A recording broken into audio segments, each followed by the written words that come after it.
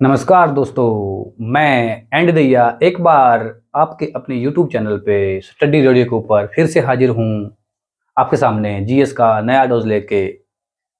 तो जैसे मैंने आपको बताया था कि आपके अक्टूबर के बाद नवंबर में आपका सीईटी का एग्ज़ाम भी है और आपका जो एस्टेट है, जो अध्यापक पात्रता है, वो भी आपका नवंबर के अंदर ही है। तो सभी ने एस्टेट के फॉर्म फिल कर दिए होंगे, सीईटी के फॉर्म तो पहले लग चुके हैं। तो जैसे-जैसे नवंबर नज़दीक आ रहा है तो आपकी तैयारी और भी तेज़ होनी चाहिए। ये नहीं कि हमने स्टार्टिंग में तैयारी कर ली और एग्ज़ाम के पास जाके हमने तैयारी अपनी ढीली कर दी। ऐसा बिल्कुल आपको नहीं करना है। तो जैसा कि हम पिछली क्लास में पढ़ रहे थे उत्तर भारत का मैदान, उसी कड़ी में आगे जोड़ते हुए चलते हैं उत्तर भारत के विशाल मैदान की ओर। तो आपका टॉपिक है उत्तर भारत का विशाल मैदान। उत्तर का विशाल मैदान, ये आज का आपका टॉपिक रहेगा। उत्तर का विशाल मैदान, इसमें हमने पढ़ लिया था अपना, आपको बताया था, बेसिक सी बातें बताई थी इसके अंदर मैंने कि जो आपका भाबर क्षेत्र क्या होता है, तराई क्षेत्र क्या होता है, खादर क्या होता है और बांगर क्या होता है। तो मैंने आपको बताया था भाबर क्या होता है, जहाँ पे नदियाँ क्या हो जाती हैं, कंकर पत्थरों के अंदर क्या हो जाती है, विलुप्त हो जाती है, उसे क्या कहते हैं, भाबर कहते हैं। भाबर के अलावा फिर आता है आपका तराई। तराई क्या होता है, जैसे पहले आपका क्या है, भाबर, बाबर, तराई, खादर और बांगर, ये चार क्षेत्र मैंने आपको बताए थे मैदान क्षेत्रों के अंदर जो नदियां बनाती हैं। पहली बात तो भाबर। भाबर क्या होता है, जब नदियां क्या होती हैं अपने पहाड़ों से निकल के बाहर आती हैं तो बड़े बड़े पत्थर अपने साथ लेके आती हैं, तो उन पत्थरों को एक ही जगह पे रख देती हैं, या जो बड़े पत्थर हैं उनका जमाव होता है, तो उन अंदर क्या होता है, नदियां क्या होती है, कई धाराओं बढ़ जाती हैं और विलुप्त हो जाती है, उसे क्या कहते हैं, भाबर कहते हैं। उसके बाद तराई, जैसे ही भाबर क्षेत्र से निकलती है कई धाराओं से बाहर निकलती हैं, तो जब नदियां दोबारा दिखती हैं तो उसे क्या कहते हैं, तराई का क्षेत्र कहते हैं। और जो नवीन जलोढ़ के मैदान है, नवीन काप के मैदान है, जहाँ पे नदियों का बाढ़ का पानी हर साल जाता है, उसे क्या कहते हैं, खादर कहते हैं। और एक बार जाने के बाद कई काफी सालों के बाद तक वहां पर बाढ़ का पानी नहीं जाता, नदियों का बाढ़ का जो जो कांप है, मिट्टी है, जलोढ़ है, वो नहीं पहुंच पाता, उसे क्या कहते हैं, हमें बांगर कहते हैं। ये चार मुख्य क्षेत्र थे जो आपको बताए थे, बेसिक से बातें थी जो आपको पिछली क्लास में पढ़ाया गया था कि जो मैदान के अंदर कौन से क्षेत्र होते हैं। आपका पहला क्या हुआ, भाबर, फिर क्या हो गया तराई, उसके बाद क्या हो गया खादर, उसके बाद हो गया बांगर। ये चार क्षेत्र हैं जो मैदान क्षेत्रों के अंदर पाए जाते हैं। तो इसके बाद हम भारत के अंदर पढ़ेंगे उत्तर भारत का विशाल मैदान। सबसे पहले बात आती है मैदान किसे कहते हैं। जब बात आ गई उत्तर भारत के विशाल मैदान की, तो मैदान सबसे पहले में जानना चाहिए ना कि मैदान ही क्या होता है। जब तक मैदान का ही नहीं पता होगा तो उत्तर का विशाल मैदान हो, चाहे दक्षिण का मैदान हो, चाहे आपका पूर्व का हो, उससे कोई फर्क नहीं पड़ता है। तो मैदान क्या होता है, धरातल का लगभग समतल रूप या निम्न भाग को क्या कहते हैं, मैदान कहते हैं। इसमें यह नहीं कि भाई आपका बिल्कुल प्लेन ही होना चाहिए, बिल्कुल प्लेन की बात नहीं होती, थोड़ा बहुत उबड़ खाबड़ चल जाता है, लेकिन क्या होता है, जो नीचा भाग होता है उसे क्या कहते हैं, मैदान कहते हैं। लगभग समतल सा रूप होता है, उसे क्या कहते हैं, हमें मैदान कहते हैं, या निम्न भागों को क्या कहते हैं, मैदान कहते हैं। जहां नदियां हैं, अपना जो बाढ़ का पानी है, जलोढ़ मिट्टी, कांप मिट्टी है, वो हर बार या काफी सालों में अपना वहां पे बहा के ले आती है और उनको क्या करती है, मैदानों का निर्माण करती है। तो भारत के अंदर बात करते हैं उत्तर का विशाल मैदान। उत्तर का विशाल मैदान है, ये आपका 3 नदियों से मिलकर बना है। जो मुख्य 3 नदियां हैं, सिंधु, पहला ही पॉइंट है इसके अंदर कि उत्तर का विशाल मैदान है वो कौन सी नदियों से मिलकर बना है, तो सिंधु, सेकंड रहेगा गंगा, थर्ड रहेगा आपका ब्रह्मपुत्र। ये 3 नदियां हैं। नंबर 1 है आपकी सिंधु, नंबर 2 है आपकी गंगा, नंबर 3 है आपकी ब्रह्मपुत्र। तीनों नदियां ही मिलकर क्या करती हैं, उत्तर भारत के विशाल मैदान का निर्माण करती हैं। तो सबसे पहला क्वेश्चन आपसे पूछ लिया जाए कि उत्तर भारत का विशाल मैदान है या उत्तर का मैदान है वो किन नदियों से मिलकर बना है, किन नदियों के जलोढ़ मिट्टियों से, किन नदियों की काप मिट्टियों से, या किन नदियों के जो जलोढ़ के उसके अंदर जलोढ़ पाए जाते हैं उनसे उनसे मिलके बनता है। तो 3 नदियां आपकी कौन सी हैं? आपकी सिंधु नदी है, गंगा नदी है और ब्रह्मपुत्र नदी है। जो ब्रह्मपुत्र नदी, सिंधु नदी और गंगा नदी है, तीनों मिलके क्या करती हैं? उत्तर भारत का विशाल मैदान का निर्माण करती हैं। इसमें कोई डाउट नहीं होना चाहिए। 3 नदियां कौन सी हैं? आपकी सिंधु, गंगा और ब्रह्मपुत्र। ठीक है। तो सिंधु का मैदान है, उसका आधे से ज्यादा भाग तो क्या है? आपका पाकिस्तान के अंदर है। लेकिन पाकिस्तान हमने क्या पढ़ना है? स्टार्टिंग में मैंने आपको बताया था, हम वही पढ़ाएंगे जो आपके एग्जाम में आएगा। पाकिस्तान वाला आपका एग्जाम में बिल्कुल नहीं आएगा, हमारा तो भारत के अंदर ही आएगा। तो भारत का जो मैदान है, सिंधु का मैदान है, वो मतलब आधा भाग क्या पड़ता है? पाकिस्तान के अंदर पड़ता है और आधा क्या पड़ता है? अपना कहाँ पे पड़ता है? इंडिया के अंदर पड़ता है। तो सबसे पहले हमने पढ़ा मैदान किसे कहते हैं। उसके बाद उत्तर भारत का विशाल मैदान 3 नदियों से मिलकर बनता है। कौन से? सिंधु से, गंगा से और ब्रह्मपुत्र से। तो इसकी जो लंबाई है, उत्तर भारत के विशाल मैदान की लंबाई, नेक्स्ट पॉइंट आता है आपका लंबाई। उत्तर भारत के विशाल मैदान की लंबाई कितनी है? 3200 किलोमीटर उत्तर के विशाल मैदान की लंबाई है। सेकंड क्वेश्चन बनता है कि एग्जाम की दृष्टि से कि उत्तर के जो विशाल मैदान है उसकी लंबाई कितनी है? आपकी 3200 किलोमीटर है। इसके बाद नेक्स्ट पॉइंट बनता है, इसका आकार कैसा? इसका आकार है वो कैसा है?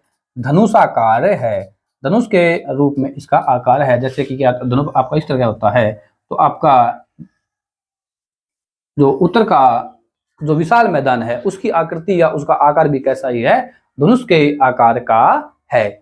यहाँ पे आपको कोई दिक्कत नहीं होनी चाहिए। एग्जामिनर आपसे पूछ ले इसका आकार कैसा, इसकी लंबाई कैसी है, कौन सी नदियों से मिलकर बना है, तो आपको कोई बेझिझक आपको बता देना चाहिए कि इसकी आकार है वो कैसा है, आकृति वो कैसी है, धनुषाकार है, लंबाई कितनी है, 3200 किलोमीटर है। और यहाँ पे एक मोस्ट इंपोर्टेंट क्वेश्चन बनता है कि जो उत्तर भारत का विशाल मैदान है उसका क्षेत्रफल कितना है? क्षेत्रफल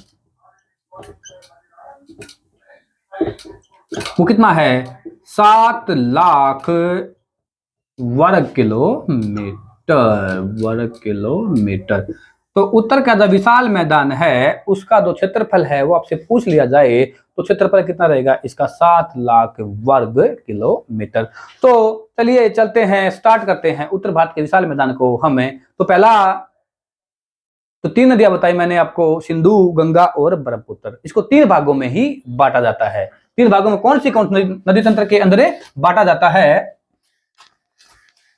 3 नदी तंत्र हैं या 3 नदियों का जो कैचमेंट एरिया है वो मिलके क्या करता है? आपका उत्तर के विशाल मैदान का निर्माण करता है और 3 भागों में इसके अंदर बांटा जाता है।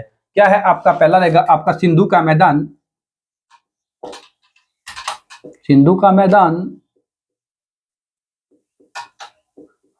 सेकंड रहेगा गंगा का मैदान और आपका थर्ड रहेगा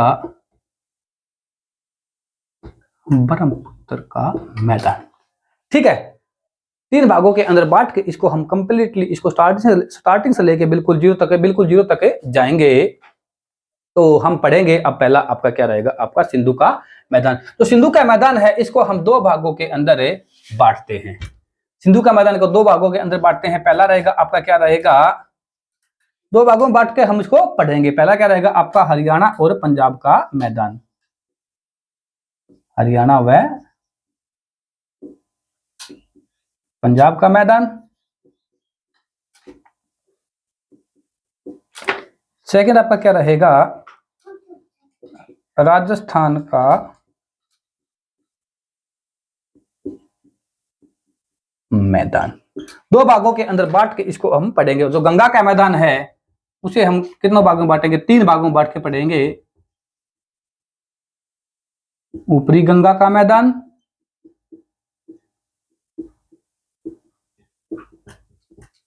सेकंड है आपका मध्य गंगा का मैदान,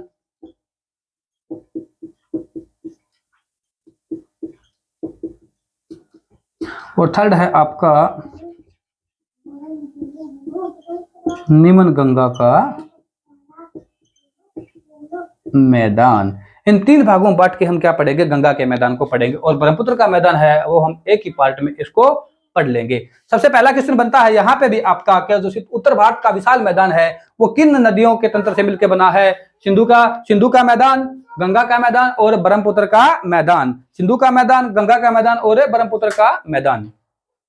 ठीक है, सिंधु, गंगा और ब्रह्मपुत्र। अब बात करते हैं कि सिंधु का मैदान है वो कितने भागों में बांटा जाता है, उसको दो भागों के अंदर बांटा जाता है। पहला आपका हरियाणा और पंजाब का मैदान, सेकंड रहेगा आपका राजस्थान का मैदान। अब बात करते हैं गंगा के मैदान की। गंगा के मैदान को कितने भागों में बांटते हैं, इसको सॉरी मैंने आपको शायद सिंधु का मैदान 3 बताया। सिंधु का मैदान क्या करते हैं, हमें 2 भागों के अंदर बांटते हैं। पहला हरियाणा और पंजाब का मैदान, सेकंड रहेगा आपका राजस्थान का मैदान। और सेकंड जो गंगा का मैदान है, ऊपरी गंगा, मध्य गंगा और निम्न गंगा। इसमें कोई खास मतलब दिक्कत नहीं होनी चाहिए, याद करने में और पढ़ने में भी इसमें दिक्कत नहीं होनी चाहिए, ठीक है। और थर्ड है जो ब्रह्मपुत्र का मैदान, उसे हम एक ही पार्ट में रख के उसको क्या करेंगे, पढ़ेंगे। तो चलते हैं हम सिंधु के मैदान की ओर। पहला बताया मैंने आपको सिंधु का मैदान। जो सिंधु का मैदान है उसे मुख्यतः हम कितने भागों में बांटते हैं, 2 भागों के अंदर बांटते हैं। पहला बताया मैंने आपको सिंधु का मैदान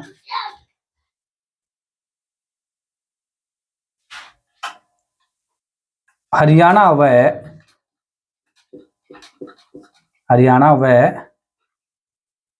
पंजाब का मैदान, हरियाणा व पंजाब का मैदान, ये है इसका पहला पार्ट। सिंधु के मैदान का जो पहला भाग उसे क्या कहते हैं, हरियाणा व पंजाब का मैदान कहते हैं, ठीक है। इसके अंदर मुख्यतः जो नदी है वो सतलुज, रावी और ब्यास नदियां हैं, वो क्या करती हैं। तो पहला आपका पार्ट रहेगा सतलुज, रावी व ब्यास नदी मिलकर क्या करती हैं, इस मैदान का निर्माण करती हैं। कौन सी नदियां मिलकर करती हैं इस मैदान का निर्माण, रावी, सतलुज और ब्यास। तीनों नदियां मिलकर क्या करती हैं, जो हरियाणा व पंजाब का मैदान है, सिंधु के मैदान का जो फर्स्ट पार्ट बताया मैंने आपका, हरियाणा व पंजाब का मैदान, उसका क्या करती हैं, निर्माण करती है। कौन सी नदियां आपकी, सतलुज, रावी और ब्यास। ये तीनों नदियां मिलकर क्या करती हैं, हरियाणा व पंजाब के मैदान का निर्माण करते हैं। इसे मुख्यतः क्या कहते हैं, हरियाणा व पंजाब का मैदान का निर्माण करती हैं। तो और इसके अंदर इसके जो क्षेत्र आते हैं वो पंजाब, हरियाणा व दिल्ली। एग्जामिनर आपसे पूछ ले कि कौन से जो राज्य हैं या कौन सा क्षेत्र है जिसके अंदर हरियाणा पंजाब का मैदान पड़ता है, तो हरियाणा पंजाब तो इसके अंदर इंक्लूड हो ही गया। इसके अलावा दिल्ली का क्षेत्र है वो भी क्या करता है, आपका हरियाणा पंजाब के अंदर आता है। नदियां कौन सी बताई मैंने आपको, सतलुज, रावी और ब्यास। तीनों नदियां मिलकर क्या करती हैं, इस मैदान का निर्माण करती हैं, ठीक है। बेटा बकवास ना करो।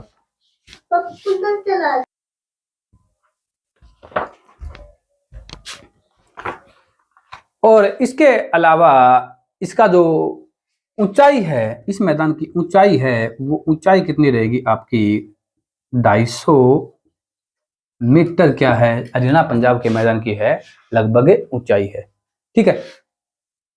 सिंधु के मैदान के 2 पार्ट बताए, पहला बताया आपका हरियाणा और पंजाब का मैदान, सेकंड क्या बताया, राजस्थान का मैदान। अब तो हम क्या पढ़ रहे हैं, हरियाणा पंजाब का मैदान पढ़ रहे हैं। हरियाणा पंजाब का मैदान में कौन से क्षेत्र आते हैं, दिल्ली, हरियाणा और पंजाब। इसके अलावा कौन सी मुख्य 3 नदियां हैं, सतलुज, रावी और ब्यास। इसकी ऊंचाई कितनी है, औसत ऊंचाई कितनी है, इसकी औसत ऊंचाई वो कितनी है, 250 मीटर इसकी औसत ऊंचाई है।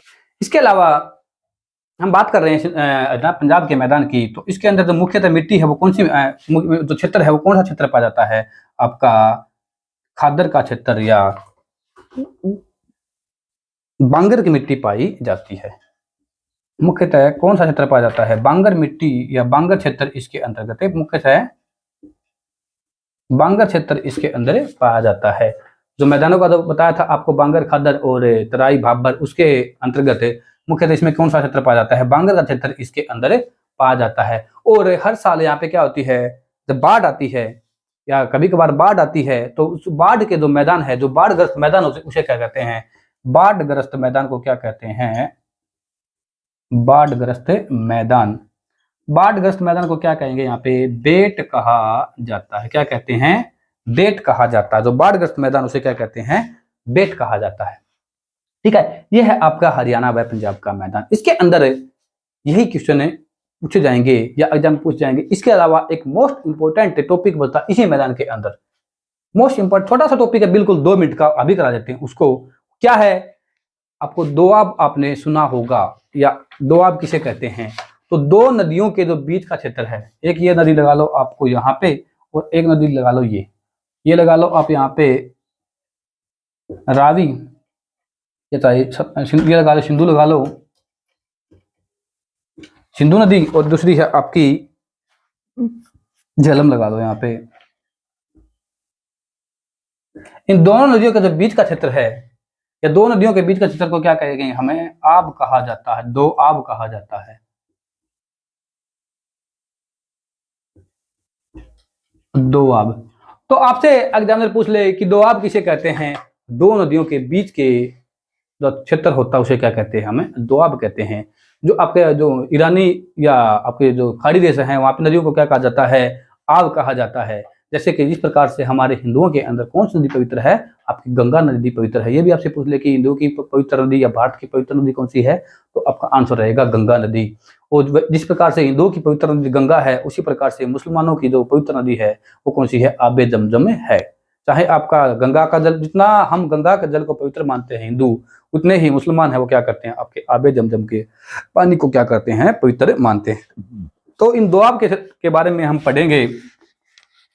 सिंधु नदी के अंदर मुख्यतः नदी बताई मैंने आपको, सिंधु नदी का जो सिंधु का मैदान है उसके अंदर मैंने मुख्य नदी आपको बताई तीन, कौन सी? सतलुज, रावी और ब्यास। ये क्या करती हैं? मैदानों का निर्माण करती हैं। लेकिन इसके अलावा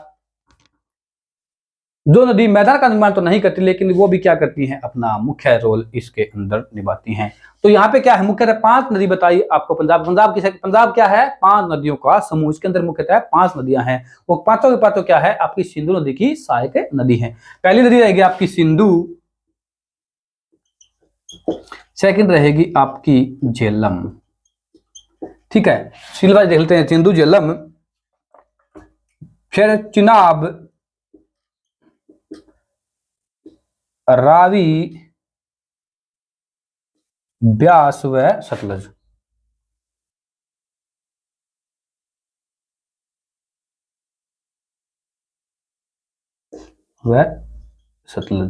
ये तो है मुख्य नदी सिंधु। ठीक है, और ये पांचों की पांचों क्या है? इसकी सहायक नदियां। ये बिल्कुल सीरियल वाइज हैं। ठीक है, अब आपसे पूछ ले कि सिंधु की सहायक नदियां कौन सी है? 5 नदी कौन सी? झेलम, चिनाब, रावी और ब्यास। झेलम, चिनाब, रावी और ब्यास ये क्या है? इसकी सहायक नदियां हैं। तो सिंधु और झेलम के जो बीच का क्षेत्र है उसे क्या कहते हैं? हमें सिंधु सागर कहा जाता है। क्या कहेंगे? सिंधु सागर कहेंगे। ठीक है, इसके अलावा झेलम और चिनाब, अगला आता है आपका झेलम और चिनाब। पहला क्वेश्चन बनेगा, अगर एग्जामिनर आपसे पूछ ले कि सिंधु और झेलम नदी के बीच के क्षेत्र को क्या कहेंगे? हम क्या कहेंगे? सिंधु सागर कहेंगे। ठीक है, सेकंड आपका झेलम और चिनाब। क्या सेकंड आपका? झेलम और चिनाब। तो झेलम और चिनाब का जो बीच का क्षेत्र है इसमें क्या है? चिनाब से चा ले लिया और झेलम से झा ले लिया, तो इसे क्या कहते हैं? चाज दोआब कहा जाता है। चाज दोआब कहा जाता है। सेकंड क्वेश्चन बनता है, झेलम और जो आपका चिनाब नदी है उन दोनों के बीच के क्षेत्र को क्या कहेंगे? क्या कहें? कौन सा आब आएगा आपका? चाज दोआब होगा। फिर चिनाब और रावी, इसे कहते हैं रेचना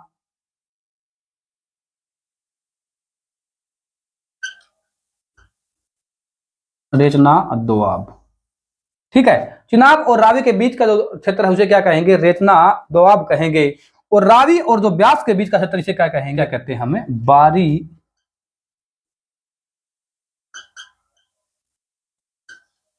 दोआब कहते हैं। ठीक है, इसके अलावा लास्ट बचता है आपका ब्यास और सतलुज। ब्यास और सतलुज के बीच के जो क्षेत्र उसे क्या कहेंगे? बिस्त दोआब कहेंगे।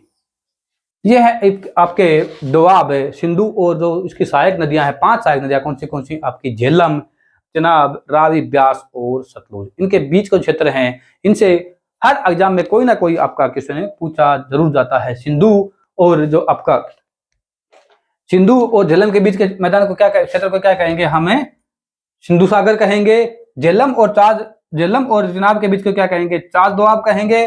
चिनाब और रावी के बीच के मैदान को क्षेत्र को क्या कहेंगे? हम रेतना दोआब कहेंगे। रावी और व्यास के बीच के क्षेत्र को क्या कहेंगे? बारी दोआब कहेंगे। और व्यास और सतलुज के बीच के क्षेत्र को क्या कहेंगे? हम बिस्त दोआब कहेंगे। ये 5 मोस्ट इंपोर्टेंट हैं इस मैदान के अंदर। इन 5 पॉइंटों में से कोई ना कोई हर एग्जाम के अंदर पूछा जाता है। ठीक है। इसके अलावा एक नदी आती है आपकी सरस्वती नदी।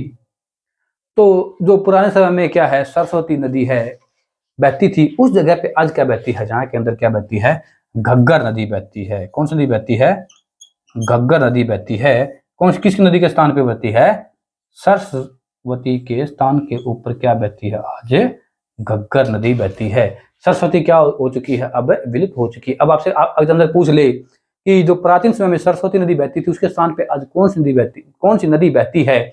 तो आपका आंसर रहेगा घग्गर नदी। और सरस्वती का जो पुराना नाम था वो क्या था? दर्शवती भी कहा जाता है। ये था आपका सिंधु का मैदान। सिंधु के मैदान में आपको कोई दिक्कत, कोई परेशानी आपको नहीं होनी चाहिए। पहला बताया आपको कौन सा? सिंधु सागर। चिनाब और झेलम के बीच में चास दोआब, चिनाब और रावी के बीच में रेचना दोआब, और रावी और व्यास के बीच में क्या होता है? बारी दोआब, और व्यास और सतलुज के बीच में क्या होता है? बिस्त दोआब।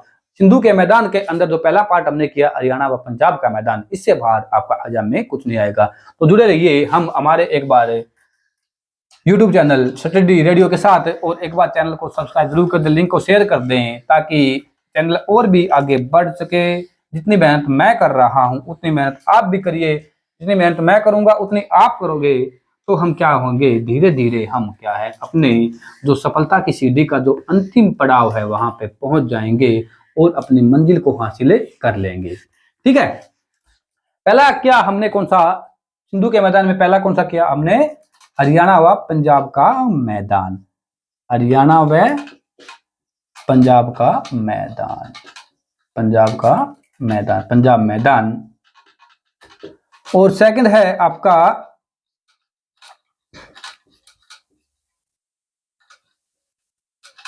राजस्थान का मैदान। ठीक है। पहला हमने क्या कर लिया? अपना कंप्लीट कर लिया है, इसको हमने पढ़ लिया है। सेकंड बताया मैंने आपको राजस्थान का मैदान। तो जो राजस्थान का मैदान है, इसके अंदर क्या है? राजस्थान का जो दक्षिण पश्चिमी हिस्सा है, राजस्थान का दक्षिण पश्चिमी हिस्सा, दिशा बताई थी मैंने, ऊपर कौन सी बताई आपको? उत्तर। यहाँ पे कौन सी? पूरब। यहाँ पे पश्चिम, ये है आपकी दक्षिण। तो दक्षिण पश्चिम हिस्सा, ये वाला हिस्सा अब आपके माइंड में आना चाहिए। राजस्थान का मैं जैसे ही बोलूं दक्षिण पश्चिम, किसी भी स्थान का बोलूं, दक्षिण पश्चिमी, दक्षिण पूर्वी, उत्तर पूर्वी, या आपका उत्तर पश्चिमी, तो वो पूरे का पूरा आपका माइंड के अंदर आना चाहिए।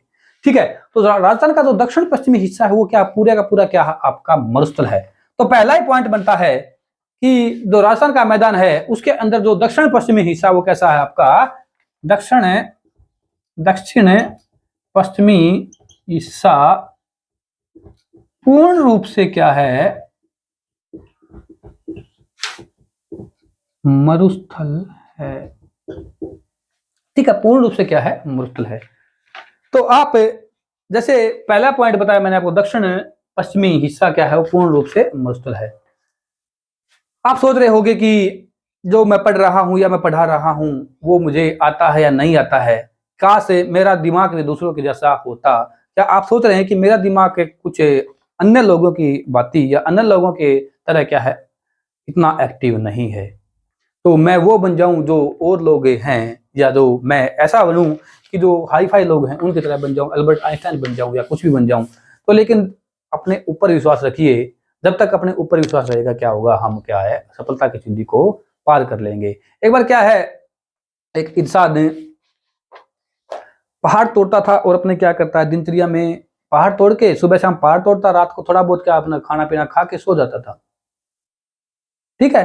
वो पहाड़ को तो डेली उसका डेली रूटीन रहती थी कि वो दिन में पहाड़ तोड़ता, रात को अपने घर पे आके सो जाता था। तो एक बार उसको सपना आता है, और उस सपने में क्या होता है, वो देखता है, वो काफी बार सपने से पहले ही क्या है, सोने से पहले ही वो सोचता रहता था, या हर बार सोचता रहता था कि क्यों ना मैं इस भीड़ का हिस्सा बन जाऊं, क्यों ना मैं इतने मतलब बड़े बड़े जो आदमी हैं वैसा बन जाऊं, क्यों ना मैं प्रधानमंत्री बन जाऊं, क्यों ना मैं बड़ा होके मतलब कोई बड़ा आदमी बन जाऊं। तो एक बार क्या होता है, उसको सो रहा होता है तो गहरी नींद में, तो उसको एक सपने में क्या होता है, उसको एक बड़ा सा आदमी दिखाई देता है। तो चारों तरफ क्या होती है, भीड़ होती है उसके चारों ओर। एक नेता दिखाई देता है जिसकी रैली हुई होती है, और उस आदमी के चारों क्या करते हैं, चारों तरफ से उसके जय जयकार लग रहे होते हैं, या उसको क्या होते हैं, उसके जयकारे लग रहे होते हैं। तो वो सोचता है क्यों नहीं कि मैं वो बन जाऊं। जैसे ही वो सोचता है कि मैं बड़ा या नेता बन जाऊं, तो नेता बनते ही क्या हो जाता है, सोचते ही वो क्या होता है, हो जाता है, नेता बन जाता है। तो जैसे ही नेता आगे, वो नेता रैली का अपने जलसे को लेके आगे बढ़ता, दोपहर हो जाती है, तो क्या करता है, तो उसके सामने क्या जाता है, सूरज का जो प्रकाश है, तेज गर्मियों की बात है, सूरज की जो किरण सामने उसके माथे पर लगती है, उससे क्या हो जाता है, परेशान हो जाता है।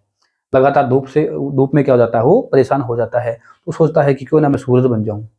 जैसे ही वो सोचता है कि मैं सूरज बन जाऊं, तो क्या हो जाता है, वो सूरज बन जाता है। ठीक है। और जैसे ही वो सूरज बन जाता है, तो क्या करता है, सभी के ऊपर क्या करता है, रोशनी डालने लगता है। अब सोचता है कि मैं ही बड़ा हूं, अब मेरे से ऊपर कोई नहीं है। लेकिन क्या करता है, कुछ समय बाद क्या जाता है, उसके सामने क्या जाते हैं, बादल आ जाते हैं, और क्या जाता है, सूर्य का प्रकाश क्या हो जाता है, नीचे तक नहीं हो पहुंच पाता है। वो सोचता है कि अब तो क्या है, ये बादल ही क्या सूरज से बड़े हैं, या क्या है, इनका जो प्रभाव है इससे ज्यादा है। तो वो सोचता है क्यों ना मैं बादल बन जाऊं। अब सोचता है कि मैं बादल बन जाऊं। जैसे ही वो सोचता है कि बादल बन जाऊं, वो क्या हो जाता है, एकदम से बादल बन जाता है। क्या होता है, तो सूरज के सामने क्या हो जाता है, वो आ जाता है, और सूरज के क्या कर देता है, सूरज की रोशनी को वो रोक लेता है। कुछ ही समय बाद क्या होता है, एक हवा का तेज झोंका आता है, तेज आंधी आती है, उन बादलों को क्या कर देती है, आगे खिसका देती है। वो सोचता है कि मेरे से तो मतलब जो ताकतवर है वो क्या है, ये हवा है, आंधी है, तो क्यों ना मैं हवा बन जाऊं। तो जैसे ही वो सोचता है क्यों ना मैं हवा बन जाऊं, तो वो क्या कर जाता है, हवा बन जाता है। तो जैसे हवा बनता है तो तेज रूप से चलता है, और क्या करता है, उसको आगे, बादलों को आगे खिसका देता है। तो जैसे ही वो हवा आगे बढ़ती है, कुछ किलोमीटर या कुछ सैकड़ों किलोमीटर आगे बढ़ती है, उसके सामने क्या आ जाता है, पहाड़ आ जाता है। तो पहाड़ से क्या, पहाड़ के लग के क्या हो जाती है, वापसी मुड़ जाती है। अब वो सोचता है, इस हवा से ताकतवर तो क्या है, पहाड़ है, तो क्यों न मैं पहाड़ होता, क्यों ना मैं पहाड़ बन जाऊं।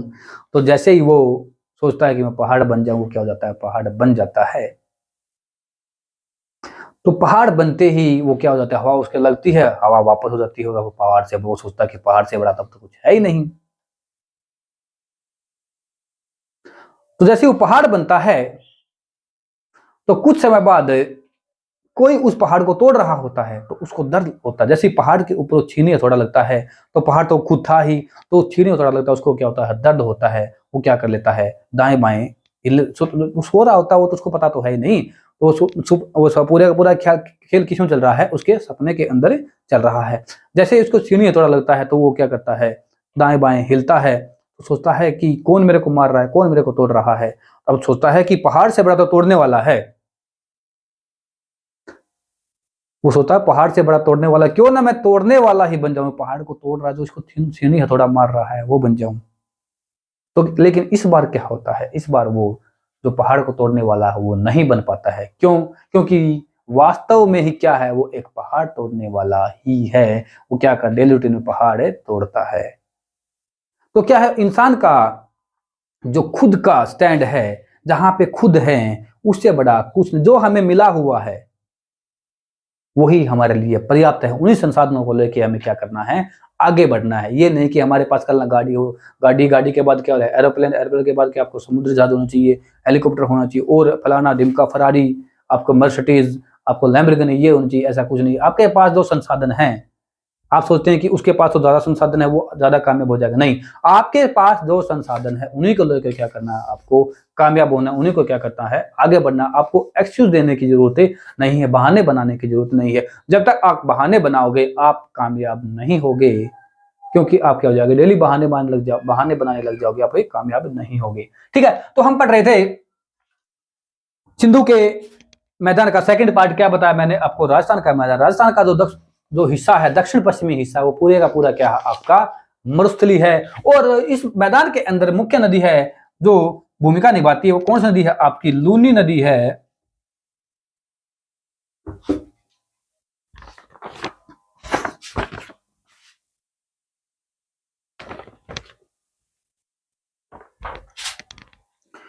और इस मैदान की जो प्रमुख नदी है वो कौन सी नदी है, लूनी नदी है। लूनी नदी इस मैदान की प्रमुख नदी है जो राजस्थान के मैदान को बनाने में क्या करती है, प्रमुख भूमिका निभाती है। इसके अलावा यहाँ पे क्या है, अनेक खारी झीलें पाई जाती हैं। ठीक है, इनसे पहले इसका जो हम क्षेत्र देख रहे हैं, तो जो इसका अरावली जो पहाड़ी है आपकी राजस्थान में, क्या है, अरावली पहाड़ी है जो सबसे क्या है, पुरानी पहाड़ी है, जिसका अपर्दन अपक्ष हो चुका है। वो क्या है, सबसे पुरानी पहाड़ी है। आपसे पूछ ले कि सबसे पुराना पर्वत है कौन सा है, तो अरावली पर्वत वो क्या है, सबसे पुराना पर्वत है। तो अरावली के पश्चिम से लेके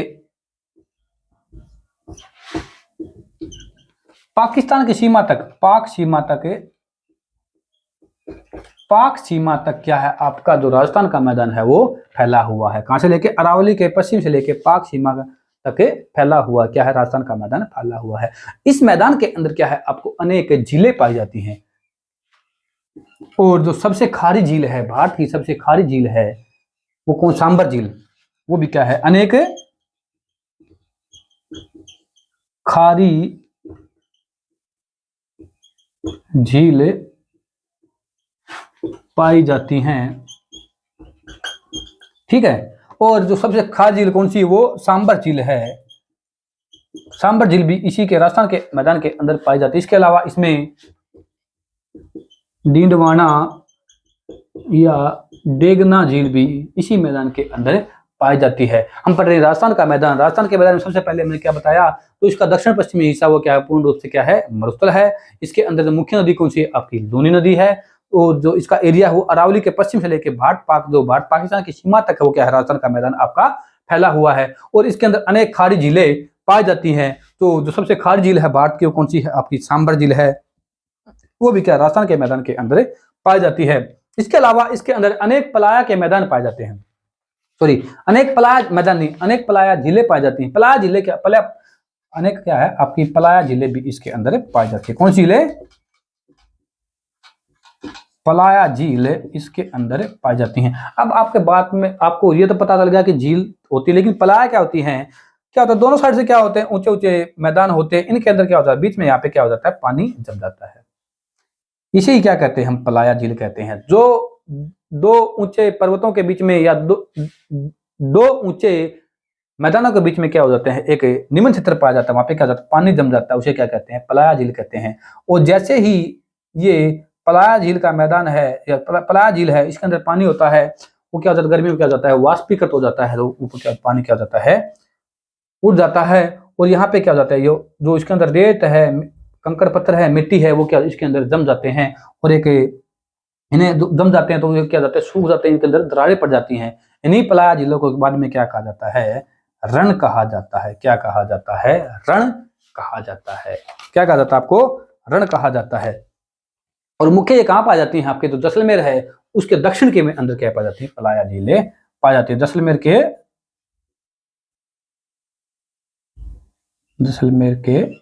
दक्षिण में,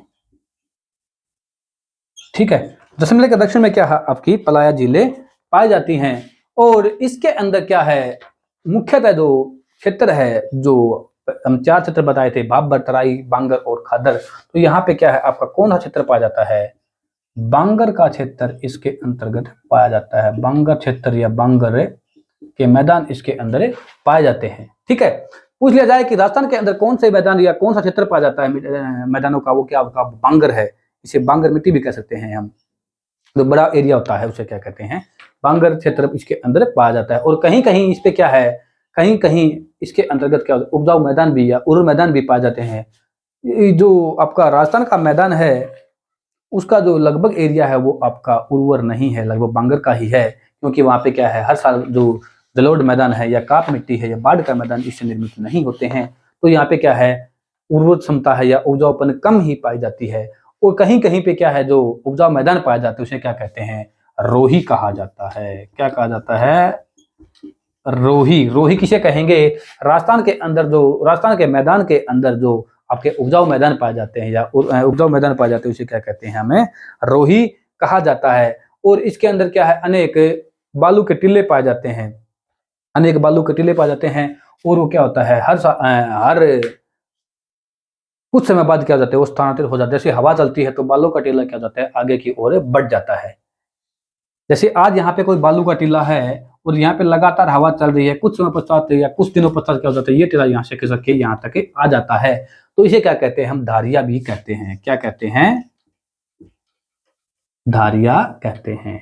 ठीक है, जो टीला है, जो बालू का मैदान, जो राजस्थान का मैदान, उसके अंदर क्या होता है, बालू के टीले पाए जाते हैं और एक ही साइड से हवा लगातार चलती रहती है तो उसको क्या करती है, आगे खिसका दिया जाता है, उसको स्थानांतरित कर दिया जाता है। उसे क्या कहते हैं, हमें धारिया कहते हैं। यह आपका सिंधु का मैदान का सेकंड पार्ट, राजस्थान का मैदान। तो यह आपका सिंधु का मैदान यहाँ पे आपका संपन्न होता है, खत्म होता है सिंधु के मैदान में। इसके अलावा इससे बाहर कोई क्वेश्चन आपसे नहीं पूछा जाएगा। ठीक है, तो एक बार रिवाइज कर लेते हैं। 3 पार्ट बताए मैंने आपके उत्तर भारत के विशाल मैदान को 3 पार्टों में पढ़े। कौन सी नदियां मिलकर बनाती हैं, सिंधु, गंगा और ब्रह्मपुत्र। ये 3 नदियां मिलकर क्या करती हैं, उत्तर भारत के विशाल मैदान का निर्माण करती हैं। सिंधु के 2 पार्ट बनाए हमने, दो पार्टों मैदान को 2 पार्टों में बांटा जाता है। पहला बताया मैंने आपको हरियाणा पंजाब का मैदान, सेकंड बताया राजस्थान का मैदान। हरियाणा पंजाब के मैदान के अंदर आपका हरियाणा, पंजाब व दिल्ली क्षेत्र इसके अंदर आता है। 250 मीटर इसकी मुख्यतः इसकी लगभग इसकी ऊंचाई है। इसमें सतलुज, रावी और ब्यास नदियां सतलुज, रावी और ब्यास तीनों नदी इसके अंदर मुख्यतः रूप से काम करती हैं। इसके अलावा मैंने दोआब बताए, 2 नदियों के बीच के समूह को क्या कहते हैं, दोआब कहते हैं। सिंधु और झेलम के बीच को क्या कहेंगे आप, हम क्या कहते हैं, हमें सिंधु सागर कहते हैं। इसके अलावा झेलम व रावी के बीच में रेचना दोआब, सतलुज और ब्यास के बीच में बिस्ट दोआब और बारी, इसके अलावा हमने रावी और ब्यास के बीच में क्या बताया, बारी दोआब भी इसके अंदर बारी दोआब भी कहा जाता है। इसके अलावा राजस्थान का मैदान का जो दक्षिण पश्चिमी भाग वो क्या है, पूरा का पूरा मरुस्थली है। यहाँ पे क्या हो जाते हैं, मुख्य नदी कौन सी है, लूनी नदी है। इसके अंदर अनेक खारी झीलें पाई जाती हैं। सबसे बड़ी खारी झील कौन सी है, सांबर झील है। इसके अंदर अनेक पलाया पाए जाते हैं। इन पलाया को क्या कहा जाता है, रण कहा जाता है। ये कहाँ पाए जाते हैं, जैसलमेर के दक्षिण में अंदर क्या पाए जाते हैं, पलाया पाए जाते हैं। और वो जो इनमें उपजाऊ मैदान है उसे क्या कहते हैं, रोही कहते हैं। इसके अलावा जो बालू के टीले खिसक जाते हैं, स्थानांतरित हो जाते हैं, उसे क्या कहते हैं, हमें धारिया कहा जाता है। ठीक है, ये था आपका सिंधु का मैदान। यहाँ पे आपका सिंधु का मैदान खत्म होता है। जुड़े रहिए आप हमारे YouTube चैनल स्टडी रेडियो के साथ और स्टडी का डोज लेते रहिए। तो कैसी रही आपकी क्लास, या आपको कोई और एडवाइस या सुझाव देना है तो कमेंट बॉक्स सेक्शन में जाकर जरूर अपने सुझाव दिए। और अगर आपको वीडियो अच्छी लगे, अगर आपको क्लास अच्छी लगे, आपको लग रहा है कि हम मेहनत कर रहे हैं, तो एक बार चैनल को सब्सक्राइब कर दें, लिंक को शेयर कर दें और वीडियो को लाइक जरूर कर दें।